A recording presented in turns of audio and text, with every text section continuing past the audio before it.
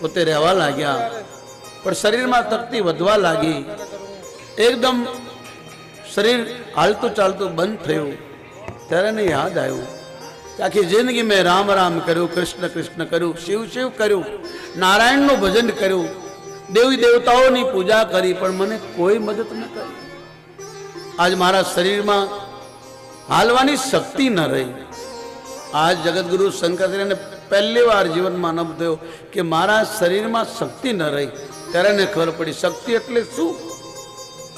આવી કઈ શક્તિ છે કે મને હાલતો ચાલતો બંધ કરી દીધો. એટલામાં એક બાઈ દહીંનું માટલું લઈને આવે છે.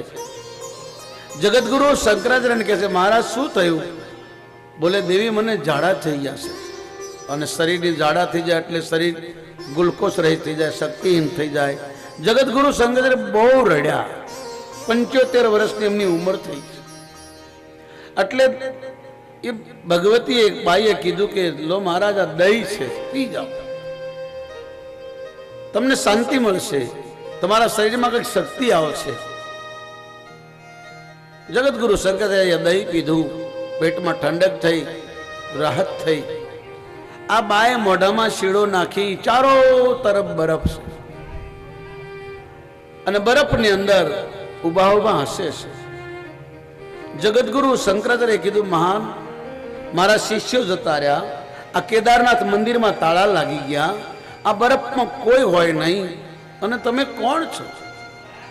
ત્યારે બાએ કીધું કે પછી એ બધું પૂછજો, પણ તમે મને પહેલા બતાવો, તમને કેમ છે? કંઈક શાંતિ મળી, શરીરમાં કંઈક રાહત થઈ? ત્યારે જગતગુરુ શંકરાચાર્યના મુખમાં નીકળે, હાશ, હવે કંઈક શક્તિ આવી. પણ તમે કોણ છો? ત્યારે આ બાએ કીધું, તમે શું બોલ્યા? કે મને શરીરમાં શક્તિ આવી.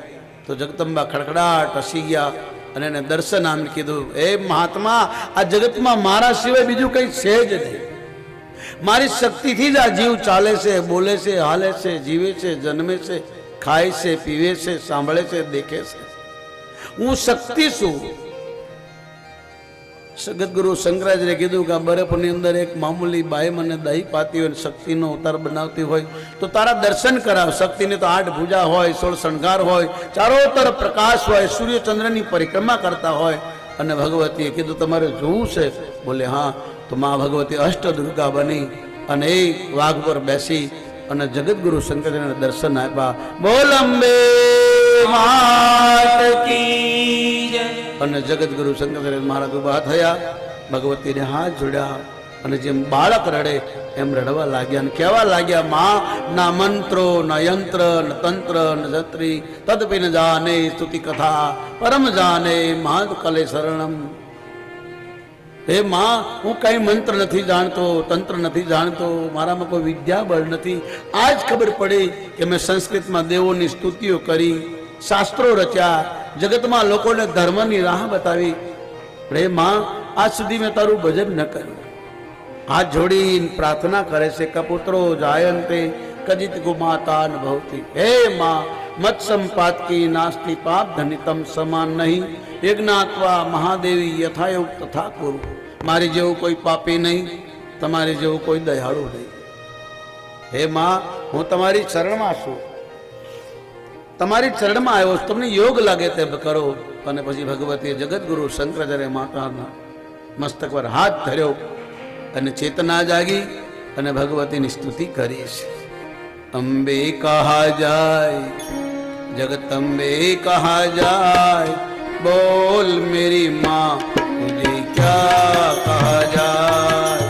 अम्बे कहा जाए, जगदम्बे कहा जाए, बोल मेरी माँ तुझे क्या कहा जाए. જગતગુરુ શંકરાચાર્યના મુખમાંથી શબ્દો નીકળ્યા, યા શ્રી સ્વયં સુકિતિના ભવનૈ સ્વલક્ષ્મી, પાપાત્મનામ કૃત દયા હૃદય સુબુદ્ધિ, શ્રદ્ધા સતા કુલજનમ પરવશ લજ્જા, તમ તવા નતા સંપરિપાલ દેવી છે. માં, અંબે કહા જાય, જગદંબે કહા જાય, બોલ મેરી માં તુझे क्या કહા જાય.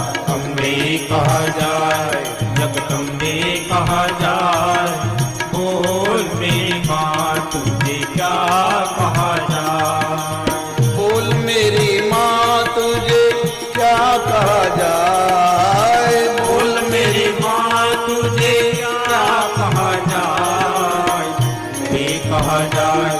जगदम्बे कहा जाए।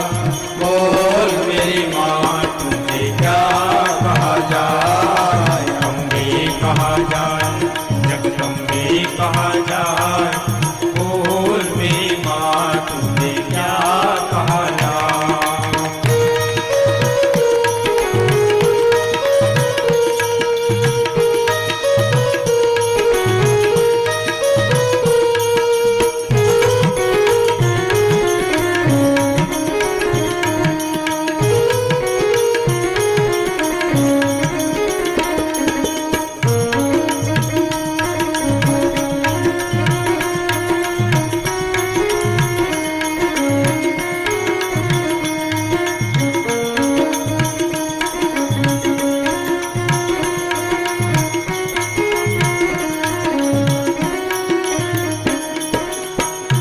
मैंने सोने का सिंहासन बनवाया, मेरी माँ को पसंद ना आया, मेरी माँ को पसंद ना आया।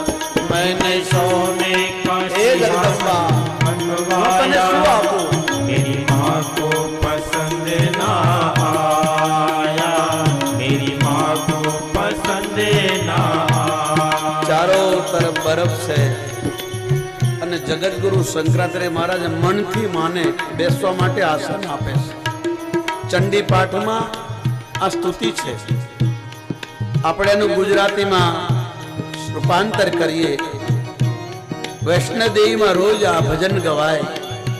જેમ આપણે ગુજરાતીમાં વિશ્વંભરી વિશ્વેશ્વરી જગત માતાની સ્તુતિ કરીએ, જેમ આદ્યાશક્તિ માની આરતી ગાઈએ, એનો અર્થ છે માનસિંહ પૂજા.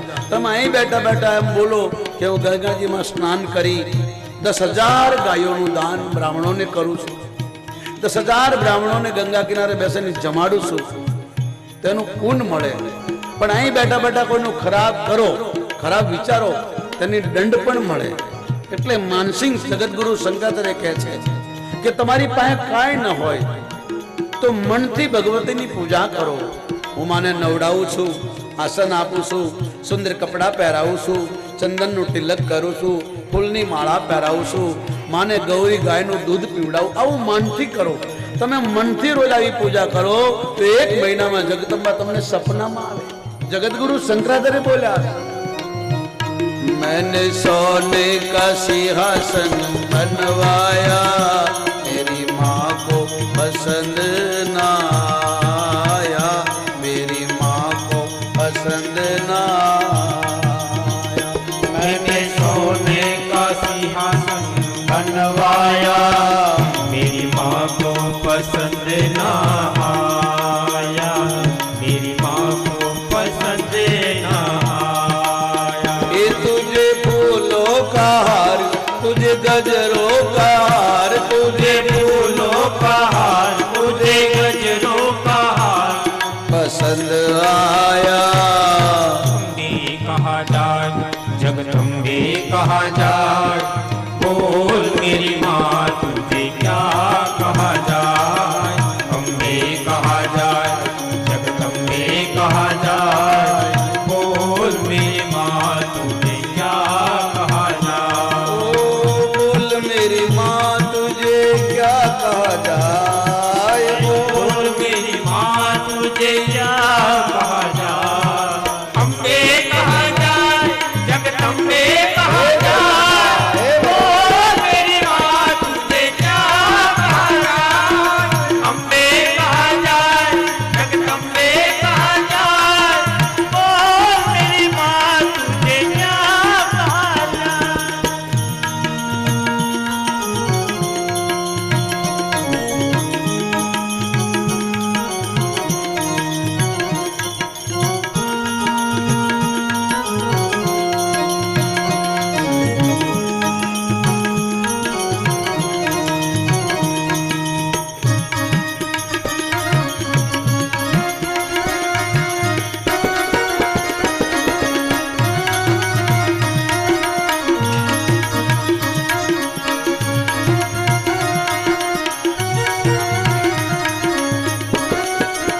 અને માતાએ પણ દેવી ભાગવતમાં કીધું છે કે તમે મારું મંદિર બાંધો, મારી મૂર્તિ બેસાડો, મારી પૂજા કરો, મને ભોગ લગાડો, મારી સામે બેસીને જે કંઈ મેં લીલા કરી છે તમારા માટે, જે રાક્ષસોને માર્યા છે એ કથા મને સંભળાવો.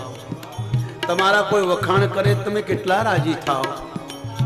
એમાં દેવી ભાગવત એટલે માના વખાણ, વખાણ એટલે માએ જે કરેલા કાર્યોની પ્રશંસા, પ્રશંસા એટલે માના ગરબા, ગરબા એટલે માનું ગીત, માનું ગીત એટલે માનું ચરિત્ર. ચરિત્ર કેવું હોવું જોઈએ? સ્ત્રીનું ચરિત્ર. સ્ત્રી કોને કહેવાય? એ દેવી ભાગવત કે. જગતગુરુ શંકરાચાર્ય મહારાજ બોલ્યા, મારી 75 વર્ષની ઉંમર થઈ, મેં બધાએ દેવી દેવતાઓની ખૂબ પૂજા કરી, મને કોઈ કામ ના આવ્યું. માં, આજ તું કામ આવી. અત્યારે મારી પાસે કઈ નથી, નથી દીવાબત્તી, નથી ભોગ લગાડવા માટે પ્રસાદી, નથી મારી પાસે કપડા, પણ એ જનની હું તને મનથી કપડા પહેરાવું, હું તને સુંદર આ ગંગાજળથી નવડાવું, સુંદર આસન પર બેસાડું અને હવે તને સુંદર કપડા પહેરાવું. मैंने रेशम की साड़ी जो बनवाई, मेरी माँ को पसंद ना आई, मेरी माँ को पसंद ना आई. मैंने रेशम की साड़ी આ સુંદર કપડા છે, તમે પહેરો. मेरी माँ को पसंद ना आई, લાલ ના ભાવે તો કભી પહેરો. पसंद ना आई. ये मैंने हीरो का हार, तुझे हीरो का हार पसंद आया. अम्बे कहा जाए, जगदम्बे कहा जाए, ओ मेरी माँ तुझे क्या कहा जाए. अम्बे कहा जाए, जगदम्बे कहा जाए, ओ मेरी माँ तुझे क्या कहा जाए. ओ बोल मेरी माँ मुझे क्या कहा जाए. Decathlon, 60 plus sports, 6,000 plus products. बोल